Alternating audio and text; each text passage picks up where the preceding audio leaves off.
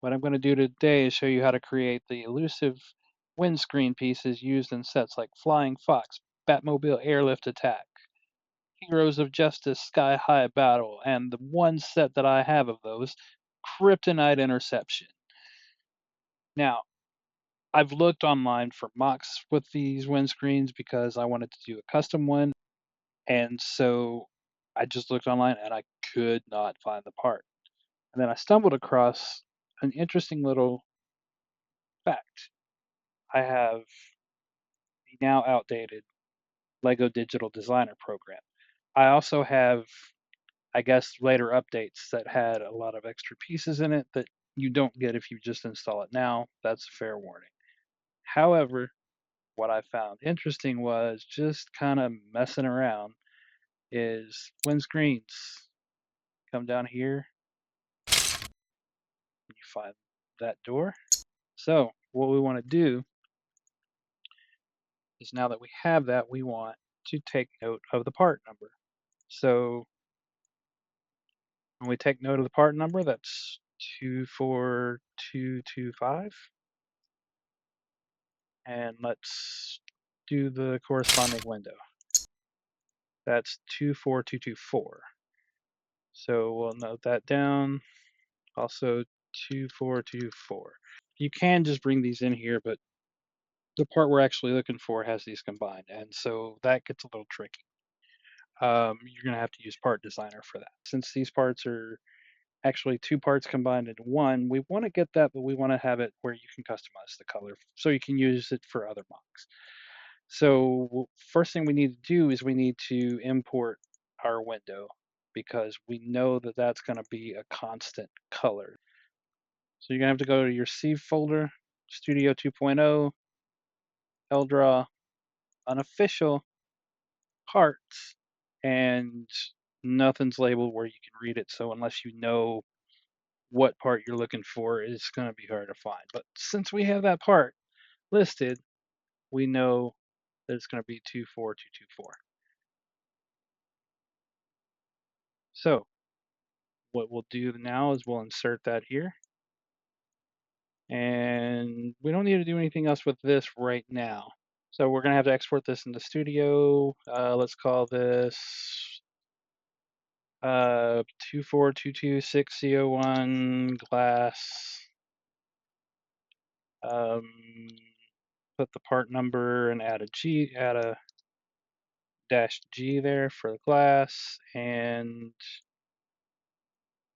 uh, copy this here. That way, if you need to find it to move stuff around on your PC, you know what that part is. Selected parts only. That's fine because it is selected. So export. It's successfully exported to Studio. So click OK. Go back into Studio. There it is in our custom parts. So there is some contention on whether this class is trans clear or trans brown. It looks tinted to me, and Bricklink, which is kind of the unofficial official, calls it trans brown. So that's what we're gonna make it. So select it, color palette, trans brown,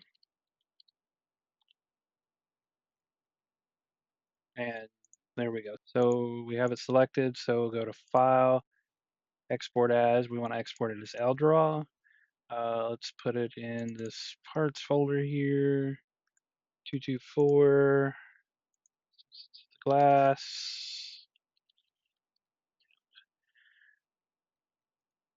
Save that.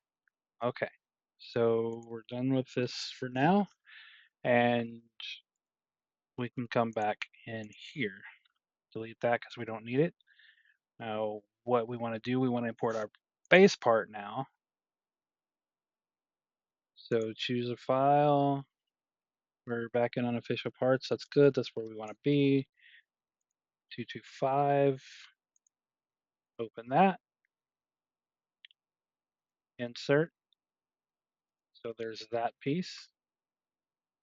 And we want to import another piece, which is here where we put it. That's the glass piece, and it's trans brown. And this is literally the hardest part of everything, so this will probably be chopped up.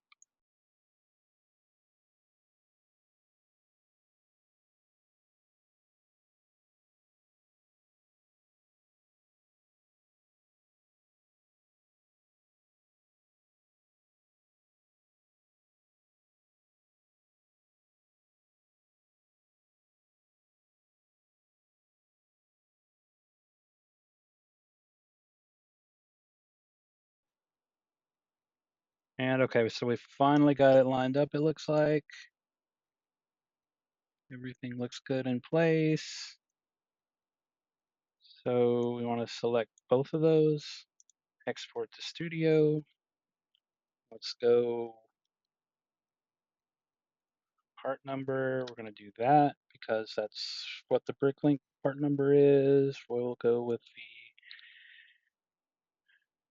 part name from Bricklink as well, and we'll call this we'll use just the number for that part.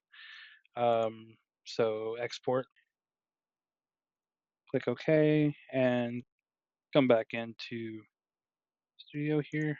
There we are. There it is with the glass inside. And there it is. So same over here with the full model. Bring it in. You have to spin it around. Click it on. Is it in place? Yes, it is. Black. And there's that canopy there. And you will repeat the same thing for this other side here. And that's how you get those pieces. You're welcome.